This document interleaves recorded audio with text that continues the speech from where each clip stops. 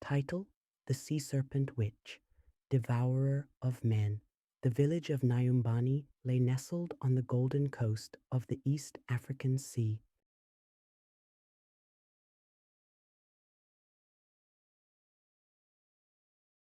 where the waves sang lullabies of secrets untold, and the moonlight often danced upon the water's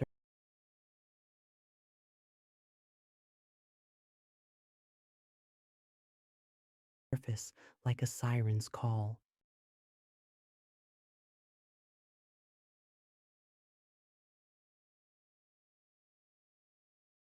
Life here was simple yet harmonious.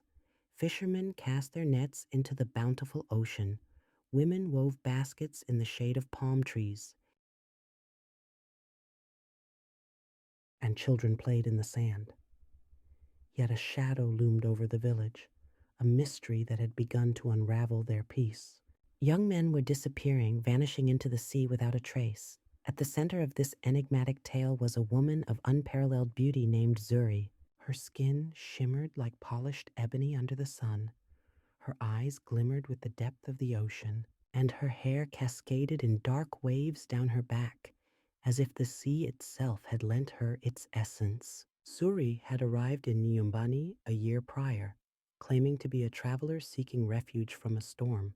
The villagers welcomed her with open arms, enchanted by her grace and charm. Zuri quickly became a beloved figure in the village. Men competed for her attention, captivated by her melodic voice and intoxicating smile. Women admired her beauty and her strange otherworldly allure, even as whispers of unease crept among them. Zuri never seemed to age, and her presence by the shore at night was often accompanied by the haunting sound of distant music. But none could have guessed the truth. Zuri was no mere mortal. She was the Serpent Queen of the Sea, a witch of ancient power who ruled over an underwater realm where serpents and witches thrived. Beneath the surface of her earthly beauty lay her true form, a magnificent serpent with scales that shimmered like moonlight on water. Her tail, long and sinuous, was a tapestry of silver and emerald, and her upper body retained her human visage, drawing men to her like moths to a flame.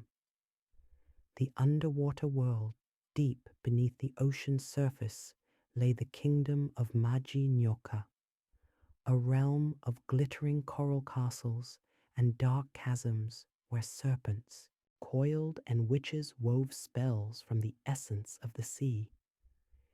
Here, Zuri reigned supreme, her throne carved from the bones of sailors who had dared to cross her path.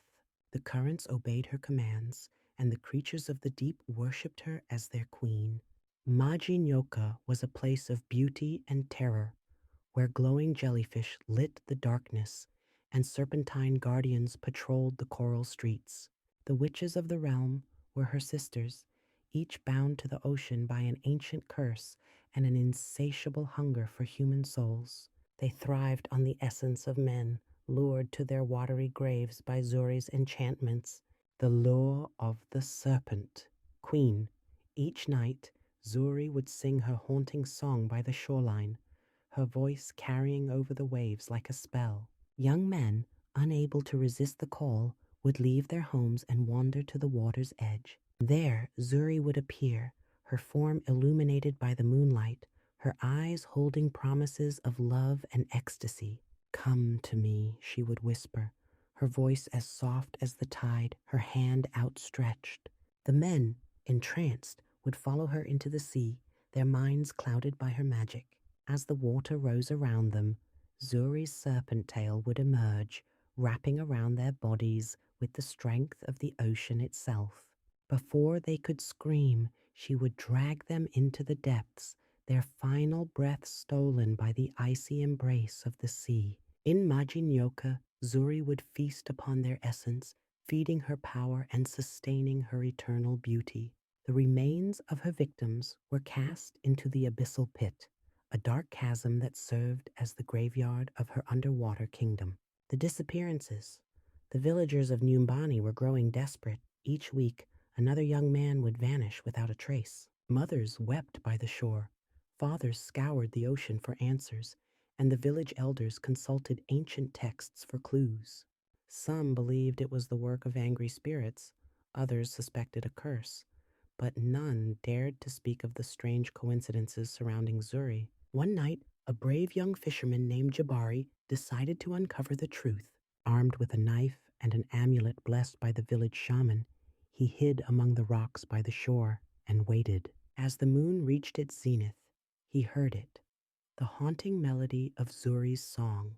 From his hiding place, Jabari watched as she emerged, her beauty more radiant than ever. Zuri's voice wove its spell, and a young man from the village stepped forward, entranced. Jabari followed, his heart pounding, as Zuri led the man into the water. To his horror, he saw her transformation, the serpent tail that coiled around her prey, the flash of fangs as she dragged the man beneath the waves. The confrontation Jabari returned to the village, his story met with disbelief and fear. The elders, however, recognized the description of the Serpent Queen from their ancient lore.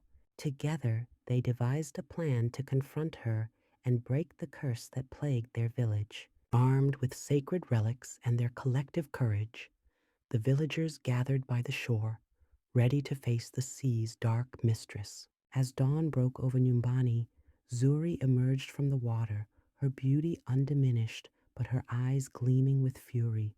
"You dare to challenge me?" she hissed, her voice echoing with the power of the ocean.